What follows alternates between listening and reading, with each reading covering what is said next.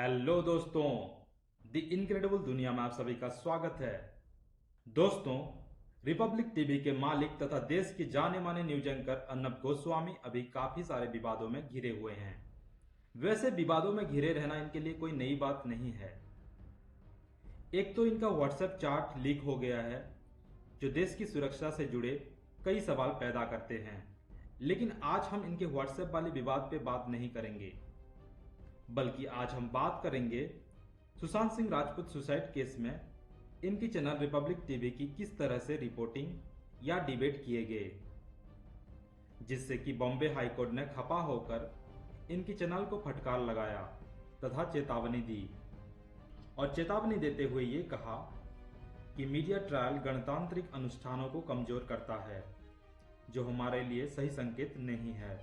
तो दोस्तों, आइए आज जानते हैं कि असल में ये मीडिया ट्रायल होता क्या है और ये क्यों एक गंभीर मामला है और इसका एक व्यक्ति और समाज पे क्या असर पड़ता है। इन्हीं सारे सवालों का जवाब पाने के लिए वीडियो अंत तक देखते रहिए।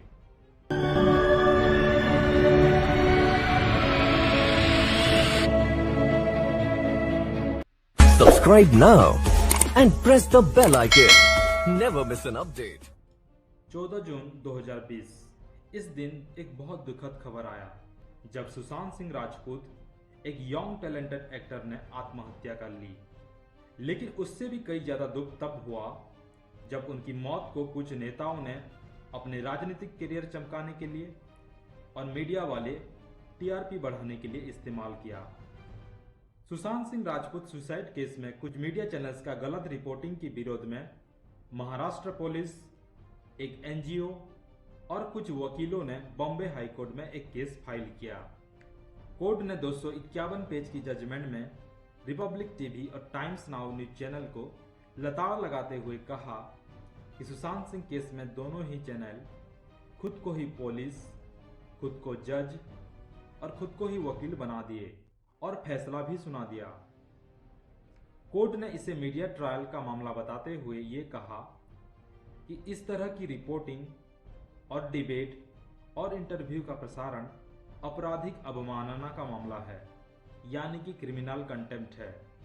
हालांकि कोर्ट ने इन चैनलों के खिलाफ कोई कानूनी कार्रवाई नहीं की, बस चेतावनी देते हुए ये कहा कि उम्मीद है कि आगे ये चैनल अपने जिम्मेदारी को समझेंगे और कानूनी मामले में इस तरह की रिपोर्टिंग नहीं करेंगे। अब यहाँ पे एक इंटरेस्टिंग सवाल उठता है कि ये मीडिया ट्रायल असल में होता क्या है और ये क्यों एक गंभीर मामला है। दोस्तों, असल में हमारा गणतंत्र और संविधान का ये खूबसूरती है कि ये हमें article 19 clause 1 sub clause A के तहत बोलने की आज़ादी देती है। लेकिन कुछ मीडिया वाले इस अधिकार का गलत फायदा उठाते हुए लोगों को ऐसी चीजें दिखाते हैं या बताते हैं जैसे कि ये कोई मीडिया अनुष्ठान नहीं है, बल्कि कोर्ट का जज है, और इसको तकनीकी भाषा में मीडिया ट्रायल कहा जाता है। असल में मीडिया का काम समाज की सच्चाई दिखाना होता है, ना कि पुलिस या जज बनकर खुद किसी नतीजे पे पहुंच के फैसला सुनाना। जब मीडिया टीआरपी के लिए या यूं कहिए पैसे की लालच में जब किसी मुद्दे को सनसनी बनाकर पेश करती है, तो उसका किसी व्यक्ति और समाज पे एक गहरा असर होता है, जो कि सुशांत सिंह राजपूत वाले मामले में साफ तौर पे नजर आया।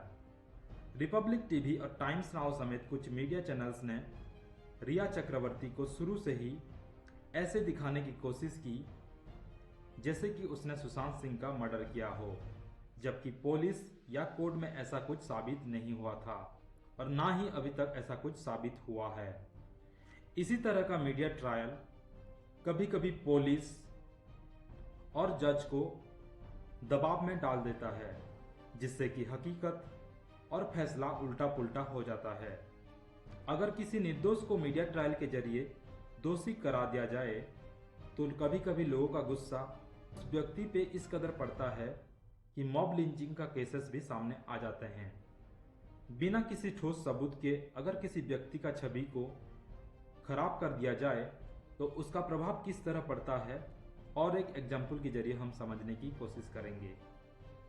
ऐसे ही एक मामला आया था 2015 में, जब दिल्ली में जसलीन कौर नाम का एक महिला ने सरबजीत सिंह नाम का एक युवक का फोटो फेसबुक में पोस्ट करके उसके खिलाफ शारीरिक उत्पीड़न का आरोप लगाया था।